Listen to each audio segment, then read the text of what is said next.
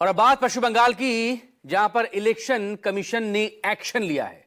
अब टेंशन किसकी बढ़ी है? यूपी में जहां एसआईआर में फॉर्म 7 को लेकर सियासी घमासान मचा, वहीं पश्चिम बंगाल में चुनाव आयोग ने एसआईआर में लापरवाही बरतने के आरोप में 7 अधिकारियों को सस्पेंड कर दिया।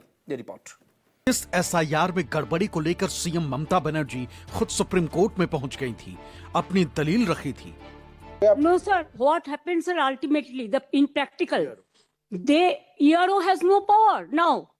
They have superseded all the power from DO, ERO, BLRO. Only they have appointed 8,300 micro observer and the role observer from the BJP ruled state, so that DO cannot clear the name. It is all micro observer can delete all the names sitting inside the election commission office through AI. Sir, earlier 58 lakhs are being deleted. Even they were not allowed to file Form 6. Sir, earlier first phase, 58 lakhs deleted.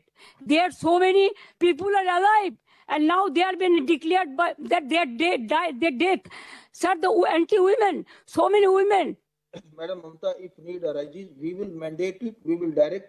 Every document will have to be signed by the BLO, who are the authorized officers and who are the authorized notified officers. Kindly see the directions in the website, Millers, so far as the so-called micro observer. ममता की दलीलों ने बंगाल से दिल्ली तक सियासत को हिला दिया था।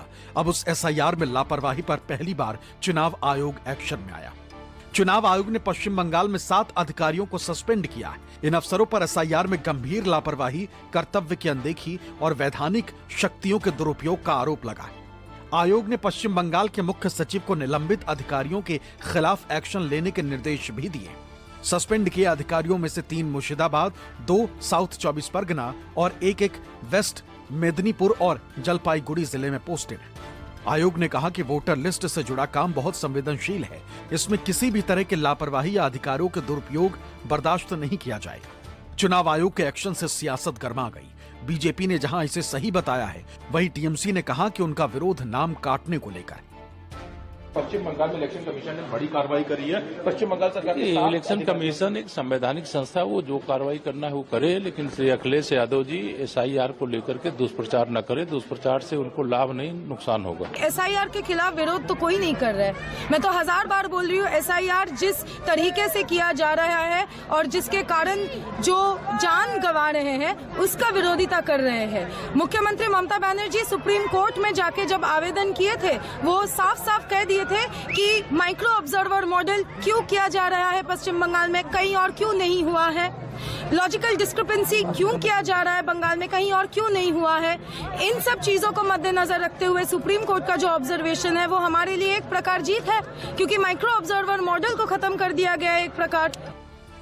Supreme court ने 9 फरवरी को पश्चिम बंगाल में वोटर लिस्ट के स्पेशल इंटेंसिव रिवीजन को लेकर दायर याचिकाओं पर सुनवाई की थी। कोर्ट ने कहा कि इस प्रक्रिया में किसी भी प्रकार की रुकावट बर्दाश्त नहीं की जाएगी। कोर्ट ने बंगाल एसआईआर की फाइनल वोटर लिस्ट पब्लिश करने की तारीख भी 14 फरवरी से बढ़ाकर 21 फरवरी कर दी थी। ममता बनर्जी जी स्वयं, जहां तक मेरी जानकारी है,